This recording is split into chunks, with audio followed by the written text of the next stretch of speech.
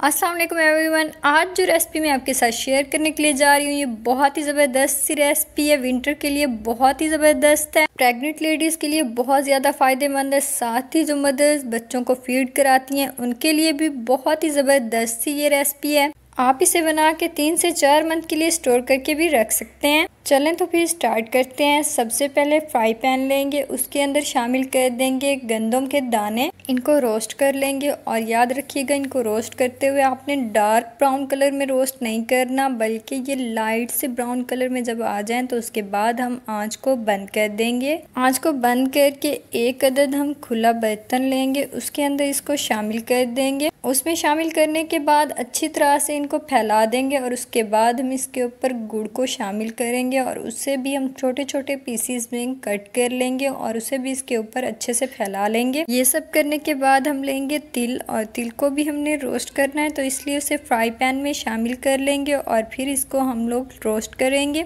इनको रोस्ट करते हुए इस बात का ख्याल रखना है कि ये नीचे से लगना शुरू हो जाते हैं। ना सिर्फ ये लगना शुरू हो जाते हैं बल्कि ये ब्लैक भी होना शुरू हो जाते हैं, तो इसलिए आपने इस बात का ख्याल रखना है। आप देख सकते हैं जब ये इस तरह से रोस्ट हो जाएंगे तो उसके बाद जो हमने गुड़ और पहले गंदम के दाने जो हमने रोस्ट करके रखे थे उनके ऊपर फिर से हम इसे फैला देंगे अच्छी तरह से, उनके ऊपर अच्छे से शामिल करके फैला देंगे। और उसके बाद हम दोबारा से जो हमारा गुड़ बच गया होगा वो भी इसके ऊपर शामिल कर लेंगे। इसके बाद चने लेंगे और उन्हें भी फ्राई पैन में शामिल करके अच्छी तरह से रोस्ट कर लेंगे।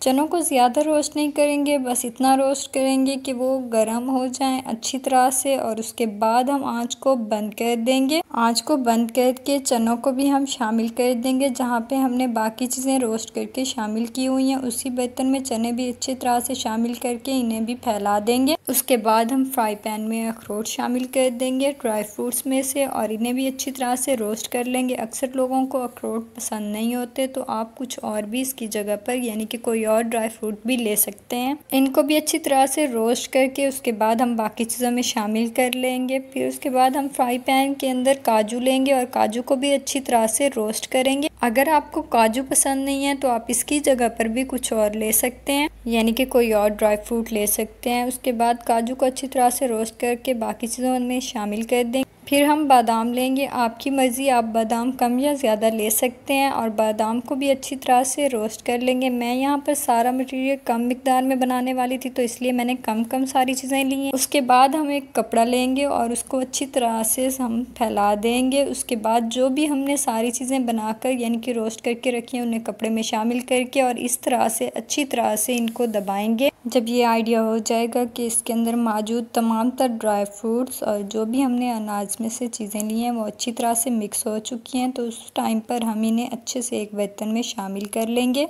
आप देख सकते हैं कि जो हमारी रेसिपी है वो अच्छे से तैयार हो चुकी है। इसमें जो थोड़े थोड़े से लम्स बन गए थे तो उसके बाद मम्मा ने अपने हाथों की मदद से ही अच्छी तरह से उन लम्स को अलग अलग कर दिया था। ये रेसिपी पूरी की पूरी एक हेल्दी रेसिपी, इसमें कोई भी ऐसी चीज़ नहीं है कि जो हमारी बॉडी के लिए अनहाइजेनिक हो, या फिर इसमें कुछ भी ऐसा नहीं है जो कि हमारी सेहत के लिए अच्छा ना हो। उम्मीद करती हूँ कि आपको मेरी आज की रेसिपी पसंद आई होगी। लाइक करना और कमेंट करना मत भूलिएगा, साथ ही मेरे चैनल को भी सब्सक्राइब कर दीजिएगा। इंशाल्लाह नेक्स्ट वीडियो में मिलेंगे एक न्यू रेसिपी के साथ। तब तक के लिए अल्लाह हाफिज़।